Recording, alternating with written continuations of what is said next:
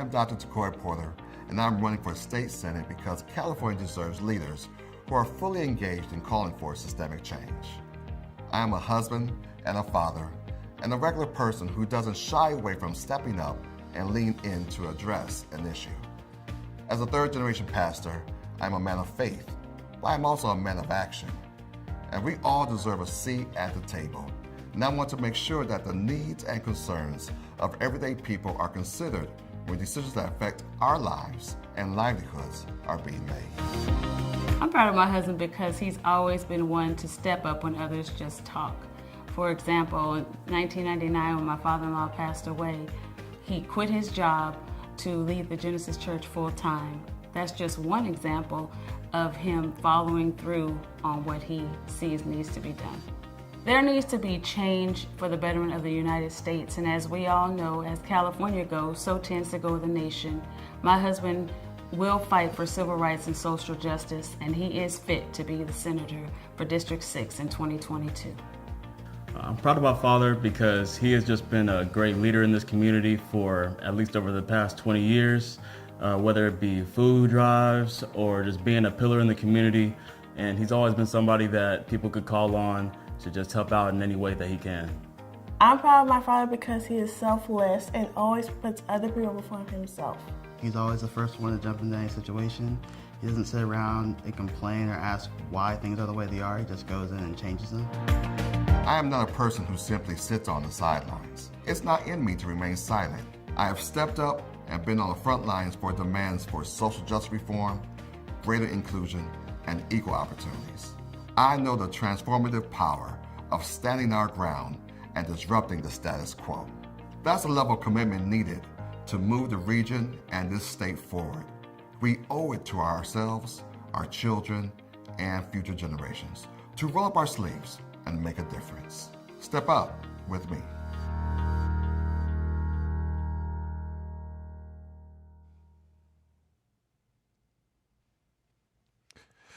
Well, good evening. It's good to have you all joining us. This is Bishop Parnell M. Lovelace Jr., and thank you for being a part of our evening together with Conversations with the Bishop. And feel free to, whether you're viewing us on Facebook, YouTube, or on the COP website, or through our mobile app, feel free to share, to like, and let people tune in.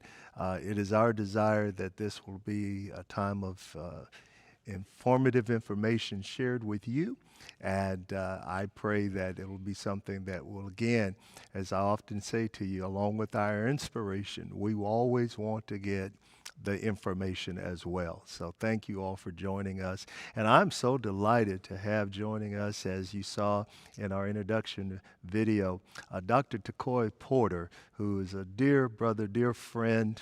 I've been blessed, Lady Di and I, to know he and his lovely wife, and even beyond that, I've known his family since they came to Sacramento many years ago, and I'm just so honored that he would come and spend some time with us. He is a candidate for District 6, I believe. That's correct. And we're excited about hearing more about this, and I'm just glad to have him come and share with us. So again, contact some folks, let them know we're on, and share, and let's just get into it and enjoy this conversation. And again, Dr. Porter, thank you. As I mentioned, I've had an opportunity to know you for some time, and your family, our families go back, our wives have connection and so forth, and so I'm excited about hearing more about what God is doing in your life and in this season of your life. One of the first questions I wanted to ask you, you are in the process, now you're a full candidate for District 6, running for Senate, and I thought about this as a pastor and a influential pastor within our city. You are an influencer. You have been an influencer. But now I thought about this, and I asked this to really hear your heart on this. If you've been an influencer, you are an influencer, why politics? Why run for Senate? Right. So first of all, let me just say thank you for opening your door and this space for me. I don't take that for granted at all. Whenever someone opens up their home and their pulpit, it's great to be with you. I haven't seen you in a while, so you're looking good, Bishop. It's been a You're little looking minute. great. Yeah, you're looking great, and the place is looking fabulous. And I'm honored to be here with you. To get to your question, why politics? Well, I mean, as you know, as a pastor, I've been doing this for 22 years. Can you believe it? 22 years pastoring the Genesis Church in the South area, and as a pastor of an urban congregation in an urban setting, we are demanded to be all things to all people. We're called to do that. So we're the counselor, the advisor. Not only do we do things within the four walls or Sunday, but we outreach and we are coaches and facilitators and things like that. And so, we have been doing that job, and as you know, for all this time, and you just get pulled into situations, whatever the community needs. The church, the pastor, tends to be the ones that really step up and answer that call. And so when the Stephon Clark issue happened 3 years ago, grandmother's house is just a block away from our church. And so when Stephon Clark was shot dead in his grandmother's backyard, the whole community got into that whole situation. And not just myself, I don't want to take any of the credit or anything like that, but that just changed not only the family's life, but it changed our community's life, and it really changed my life in a big way because of that, because we had to step up and answer that call. And so, man, since 2018, for a solid year since that incident happened, man, the world came to Meadowview. I mean, literally, the world came to Meadowview, and every week there was a camera or press that was in my church, CNN, MSNBC, LA Times, New York Times, name it.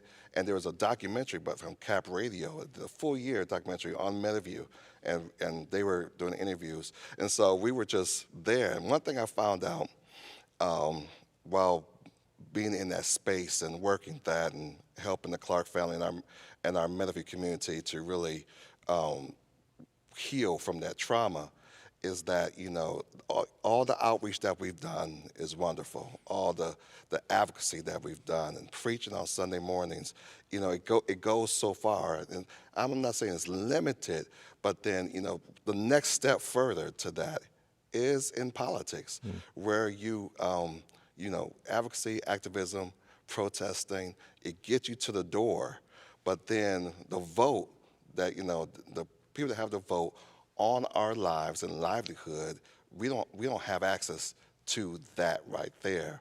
And so I caught a glimpse of what's in the room. And I saw that there are not many people that look like us, that's voting on us, on the rules and policies of our lives. And from that experience and just 22 years of public service in the way that we've done it, I thought that we just take the next step into going to politics so that we can have a vote and represent our community. Yeah, yeah. And one thing I will say that I want to commend you, although, yes, there were other spiritual leaders, faith leaders from our community that certainly stepped up to the forefront of not only bringing healing and leading during that particular unfortunate incident and killing. I was very moved by the fact that you were right there and pretty much 90%, 95, if not 100% of the dialogue and the discussion and the advocacy that was taking place, and certainly the support that you gave to the family during that time. So, we're living in a time that the current political climate that is present for us, it seems to indicate that we are living in a time in which there is a strong polarized political climate I mean, very marked within both our state and within our nation. And even in our churches, right? And in our churches, Yeah. absolutely, in our churches. And I appreciate you sharing that, because I think there's some thought that in our churches, even within our local congregations, that it's a monolithic political presentation. Right. And even among African Americans, I often tell people that African Americans are not monolithic in every area, Right. but we do. Now listen, we will come together and join together. In most instances, we won't allow others to throw people up under the bus. Right. We're very protective, and for the most part, with one another. But within this climate in which we see such a discord and polarized expression politically, how do you propose to navigate, should you be elected, navigate this type of environment in which you represent all the constituents of Right. your district? Right. Well, to me, the job of a senator or legislative person is about building coalitions. Correct. Building coalitions. So that means getting persons that don't usually agree on everything, or or sometimes anything at all, to try to get them to work together, right? So that a law or bill can be passed that will better the lives of not only persons in their district, but also within the state itself. And you know what? That's what we've been doing. Yeah. For all of our lives, all of our ministries, is bringing people together. I'm a unifier, and I'm a choir director, and one thing that I love doing is how I'm able to bring various folks, different colors, ethnicities, even various languages. May not speak English all the time.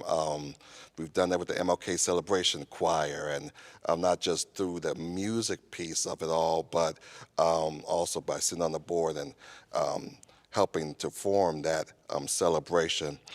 I'm a natural unifier, coalition builder. I meet no strangers, and I pray that I have no enemies.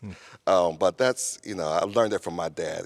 My dad had a motto: it's nice to be nice. Right. And I think that I could bring some common sense, I guess, niceness, reason. Come, let's reason together to politics. Now, it's not going to be easy, right? And I may be hopeful or too optimistic in that, but I think that I could bring a breath of fresh air to this political climate. I believe we're headed in the right direction. We have reasonable people. We're past this recall, so we know the direction, and the environment is stabilizing now. So now there's time for healing. Healing and how do we move forward. We have some big issues that we have to tackle, and we can't allow our polarized thoughts to get in the way of those issues being resolved. Yeah, absolutely. And one of those big issues, among many, is this pandemic Oh, yeah. that we're experiencing. It is clearly wreaking havoc among our black and brown community. One of the things that you and I were just discussing prior to us coming on live tonight is that our concern, as much as I know that you have been sharing and educating and preaching, if I may, as I have as well, there's this concern that still amongst those in our black and brown community, they're not hearing it. Yeah. They're not listening. And it is, as was said, as was predicted, it is taking our people out. It is taking our culture out. And my question to you, Dr. Porter, is that because we have seen such a alienation of the black and brown community when it comes to health care, the inequity of health care, access to health care, in light of this pandemic, how do we and how do you, as a leader, seek to restore confidence back, or confidence that probably hasn't ever been there, to the health system and confidence to, they tell us to follow the science. Right. But the science has not always been gracious to us, Yes. you know. Hasn't always been on our side, right? Exactly. Even when we talk about the Tuskegee experiment, I Right. was educating someone the other day.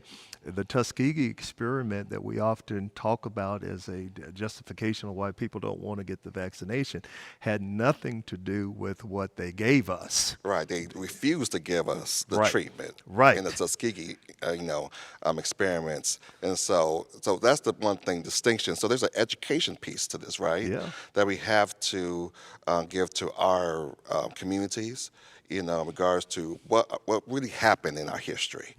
You know, so the Tuskegee experiment is one point right there. So that not everybody is against us. There's some great people, professionals. Many of those are black and brown. Persons who were instrumental in getting the vaccines developed and tested and given out to us were black women, right, that did that. And so a part of the healthcare piece is education that we have to get. Also funding. So we got to understand that in California and America, that healthcare is a right, not a privilege. And it's a right. Everybody deserves quality health care. Now, what does that look like? That's where we need to make sure that we have people in the rooms to figure that piece out. It's a complex issue, right? Because you have so many players and stakeholders within this game, if you will, lack of a better term. But if you're not at the table, you're on the menu, and we have been on the menu for a long time, and we haven't had people who really represent us, black and brown the communities, people that's been there, that knows the struggle of what it means to not have access to true health care, quality health care. Folks in certain areas, they're not worried about it. They're not worried about taking the vaccine because they have access to the treatment of the vaccine. You know what I'm saying? And so with that, they're okay with that because they have doctors, they have plans, they have insurance, all of those things that many times, we don't have in our urban communities. Yeah. And so that's not their worry and not their fight. But so we need someone that's going to be in there to fight for what we do know. I know you share the same experience where we've had to do premature funerals, right? For those who didn't have the health care. Our community has died from diabetes, cancer, and things that has plagued us due to the lack of proper health care access right there. And so we need to change that, make sure that the funds are distributed correctly or equitably to our communities.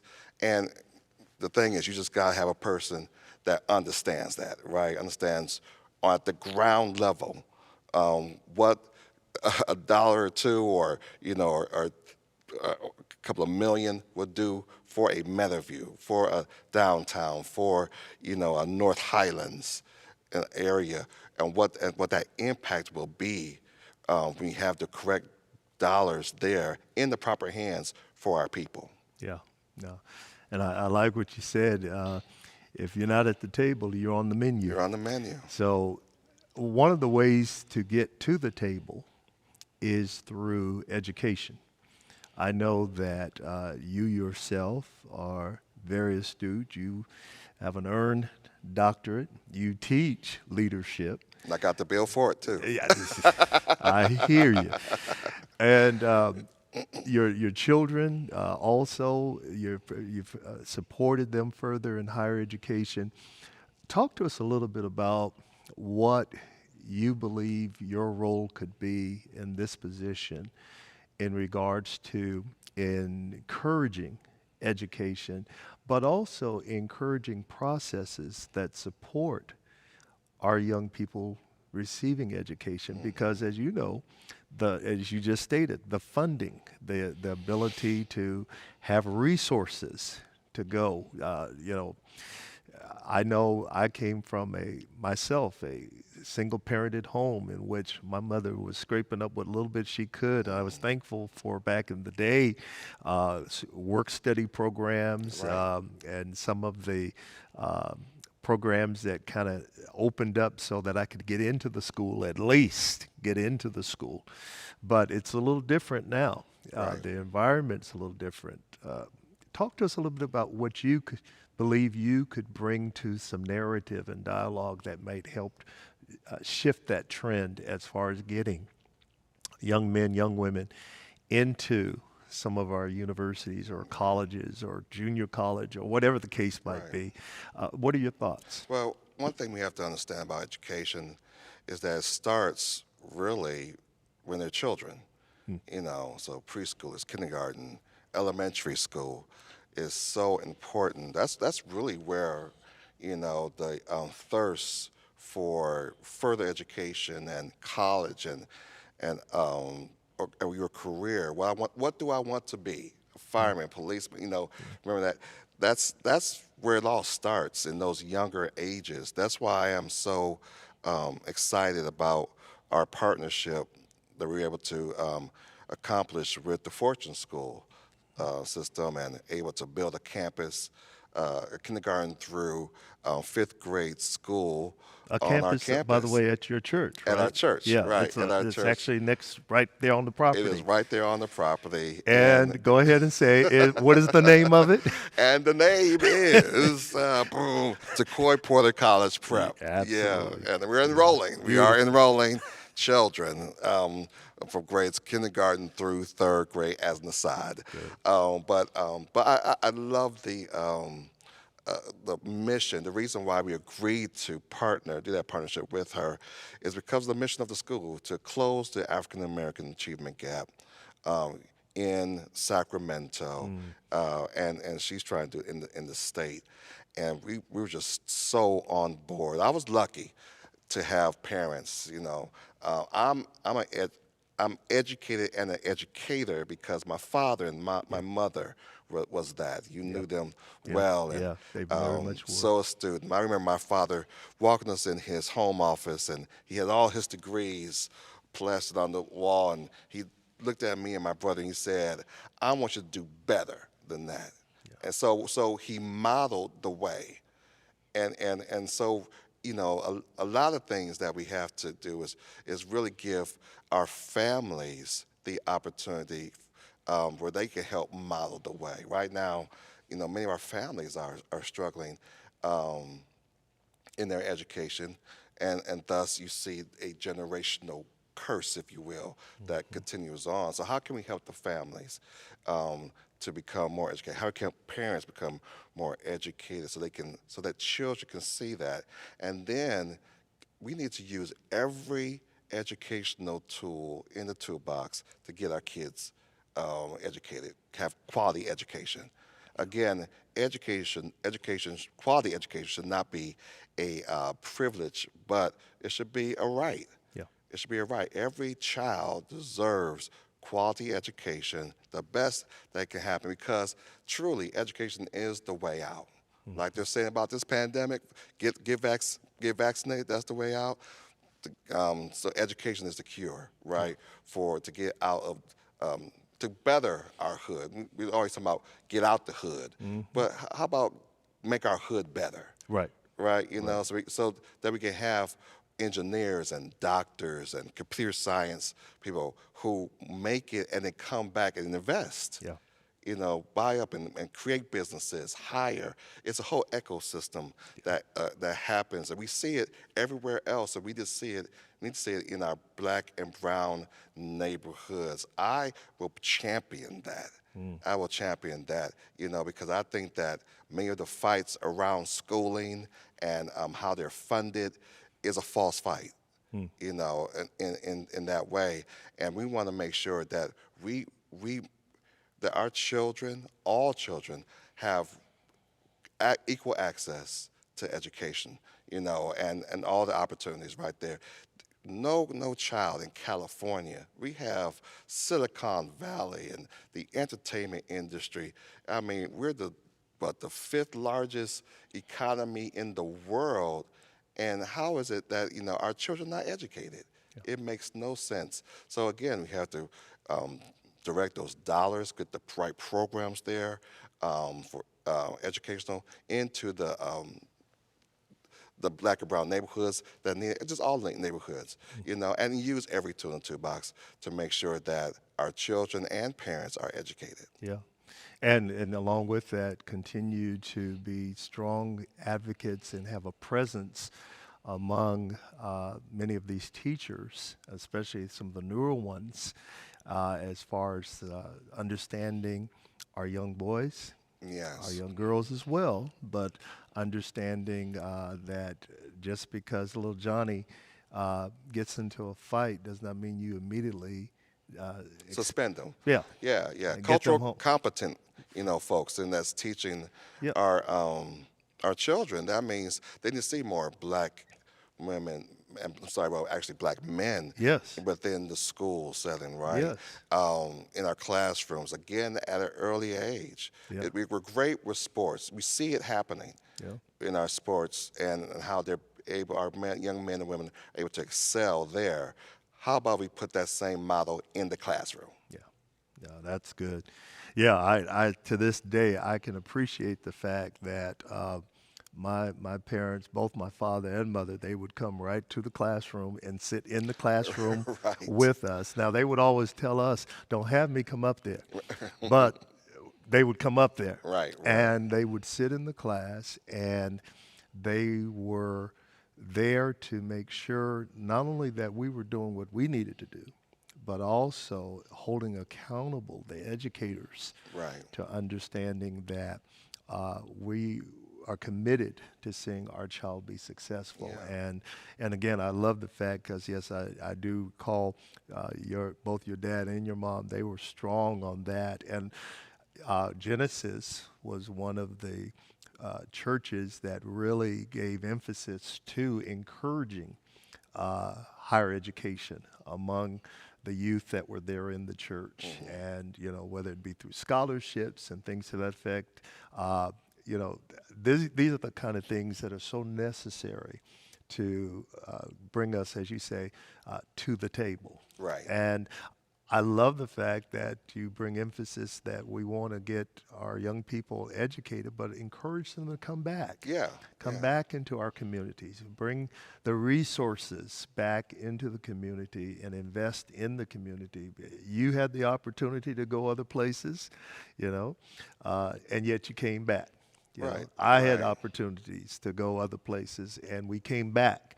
And we're seeing that that's part of the modeling, part of the It is. letting people know that this leap can become shorter. If Oh, you yeah. go to junior college, do 2 years first, or go to tech school, or whatever you're going to do, but make that leap shorter to the table so that it's not looking so daunting and so fearful. So Right. And that's one of the reasons why I chose to go into politics, and it's to show that it can be done. yeah, To make the run, to make this leap, go from the pulpit into the legislature, and people are saying, wondering, why are you trying to do this? Are you trying to get famous or anything? Well, people already know me. I got a school with a name on it, so it's Yeah. not trying to, Right. build that up. Already an influencer, but what do you do with that? With the influence that you have, you model the way. that's good. You model the way, because right now I just had a birthday. I just turned Was it yesterday? 51. It was yesterday. Happy birthday Yeah, to you. thank you. So I'm 51. So you start thinking around this age. You start thinking about what's the legacy Yeah. that I'm going to leave behind, and how can I really help somebody else? And our people,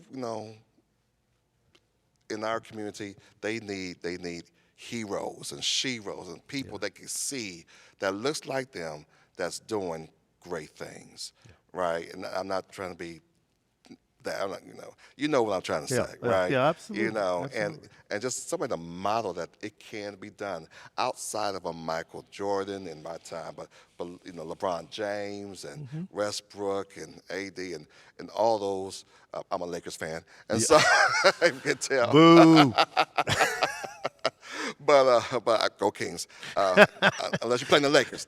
So, anyways, but we got it in our music industry. We have it in our sports industry as well. So why not in education? We need heroes in education, heroes in our churches, sheroes in politics, and as in our medical professions and engineers. We need to lift them up and let our children, let the next generation see, yes, it can be done. That's good. That's good. We have time for just a couple of more discussion points. What do you envision specifically? What do you envision for District 6? What do you envision as one who would represent the district, but specifically for those who reside in are the constituents of District 6? What do you envision for that community? Right.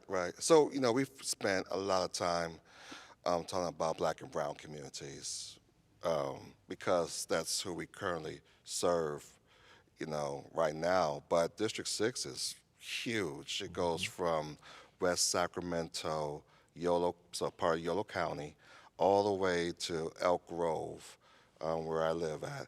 And so within those borders of District 6 are a multitude of ethnicity and race and culture that we have to serve in that. And we look forward to doing that. And so it's lifting up and celebrating all of those needs, making sure that there's equity for everyone that's there. We want to make sure that their voices are heard in an equitable and equal way, so that again, education is there, health care is there for everyone.